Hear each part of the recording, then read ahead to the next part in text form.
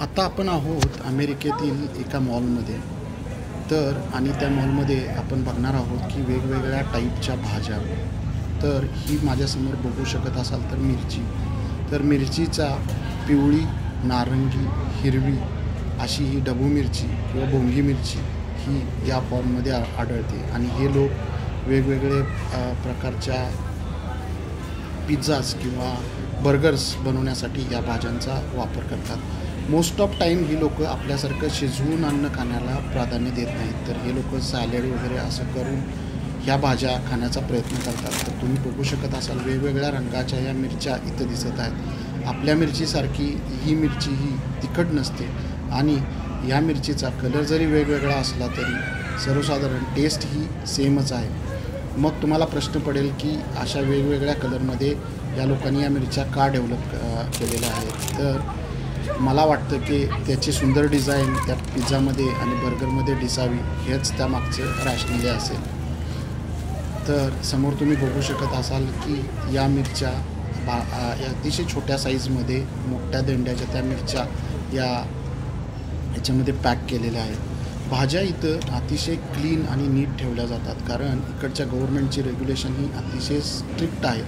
रोजच्या रोज ह्या भाज्या क्लीन केल्या जातात आणि रोजच्या रोज ह्या भाज्याचे ट्रे इथं बदलले जातात. आता आपण थोड्याच वेळात ह्या भाज्या फ्रेश राहण्यासाठी ही लोकं काय करतात, ठराविक प्रकारचं टेम्परेचर ह्या भाज्या फ्रेश राहण्यासाठी इथं मेंटेन केलं जातं. समोर तुम्ही बघू शकत असाल की कोथिंबीर आहे आणि त्याच्यावरती पाणी पडत आहे. तर हे जे आहेत हे स्प्रिंकलर आहेत किंवा हे स्प्रे आहेत. हे यांनी ठराविक वेळानं भाज्यांवरती पाणी मारलं जातं आणि एक्स्ट्रा जे पाणी आहे ते खालून ऑटोमॅटिक निघू शकतं.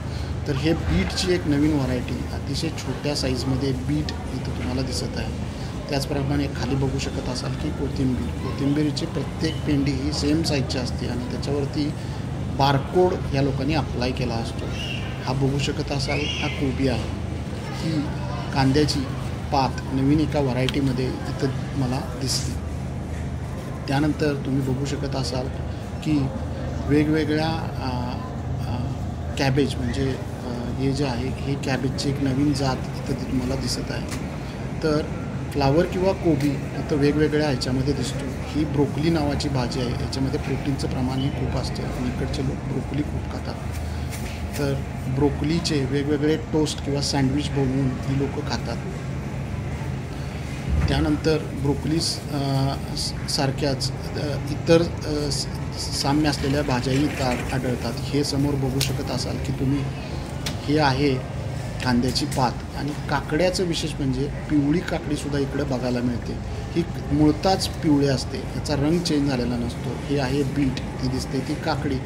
आणि हे आहे ते गाजर. गाजरमध्ये एक छोटी अशी व्हरायटी इथं बघायला मिळते, त्याला बेबी गाजर असं म्हणतात किंवा बेबी कॅरेट असं या नावाने हे प्रसिद्ध आहे. आणि हे आपल्यासारखंच मोठ्या साईजचं गाजर हे आहे दिसतंय ते बेबी गाजर आहे. तर ही लोकं रोजच्या जेवणामध्ये हे बेबी गाजर हे जे आहे ओके किंवा बेबी कॅरेट जे आहे ते हे लोक खातात.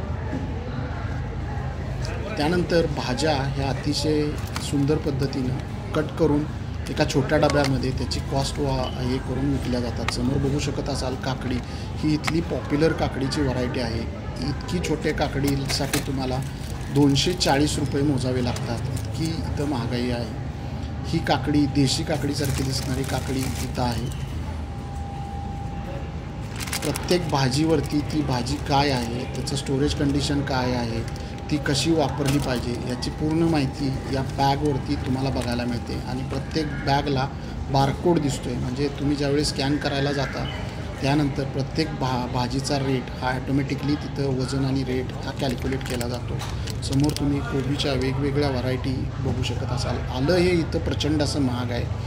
3 किंवा 4 आल्याचे ह्या ज्या पाकळ्या आहेत तर त्या तुम्हाला 240 किंवा 250 रुपयाला मिळतात. हे आहे बीट.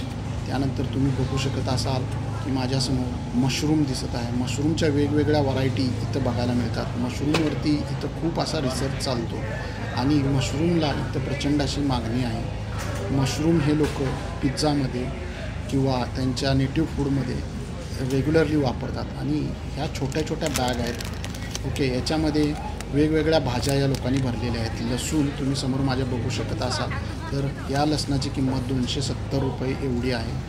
आपल्या मध्ये जो जम्बो लसूण मिळतो तो लसूण इकडे बघायला मिळतो. आणि या ज्या क्रीम आहेत ह्या आहेत लसणाची क्रीम आहे, गार्लिकची क्रीम आहे, ओके, किंवा आल्याची पेस्ट आहे. या फॉर्म्युलेशनमध्ये इथं बघायला मिळतात. चला भेटूयात. तुम्हाला या भाज्या बघून कशा वाटल्या? अशा प्रकारच्या पॅकिंग आपण करू शकतो का आणि आपल्या शेतकऱ्याला न्याय मिळवून देऊ शकतो का? आपल्या शेतमालाचे भाव आपण वाढवू शकतो का? हे या व्हिडिओचं कन्क्लुजन आहे.